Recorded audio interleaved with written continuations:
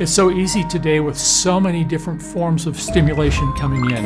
Electronic, social media, TV. We can be bombarded with all sorts of news and information, but it can cause us to become very negative in our thoughts and our feelings. I think of a few years ago, one of the things that I had gotten involved in doing was fantasy football. And I loved that, but I started to realize I was getting very angry and upset. There were times where I was talking to the television.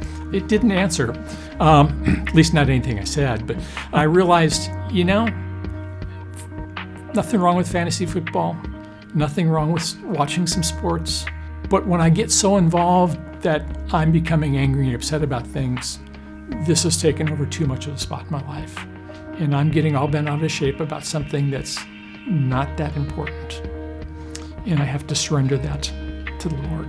One of the things that I used to do every morning was I would get up and I'd fix some cereal and I'd turn on the morning news and watch the news to see what was going on. And one of the things we decided we would do for that time was that we would not turn on the TV until we had spent some time with the Lord. And I found that it helped me be more fresh in my walk with the Lord. And in terms of just giving it priority to stop and pause and reflect and get away from some of the electronics that are in my life. It's life on earth is temporary. What happens after is for all eternity.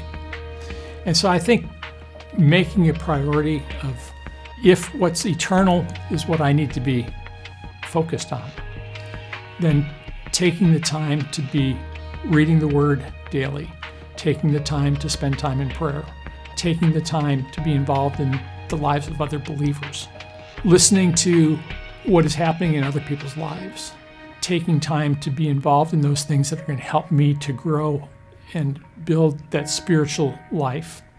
It helps because it convicts me when I'm starting to stray in terms of my perspectives. And so for me, setting aside a time and a place is significant and important. And the thing that made the biggest difference for being able to take that time, I scheduled it. I put it in my schedule so that it was there. I found there were always more things to do and it was getting crowded out until I started actually scheduling it and saying, okay, just finding different things that will help me to keep that priority. So as I talk about watching TV or as I talk about fantasy, it's not that those things are wrong. And in the proper perspective, those are fine things to do. And I certainly enjoy relaxing and have a few favorite shows I watch every week. Having grown up in Wisconsin, hey, of course, it's the Packers. But it's recognizing what is my need of the time. Just vegging on the TV show might not be the thing that will give me the spiritual energy.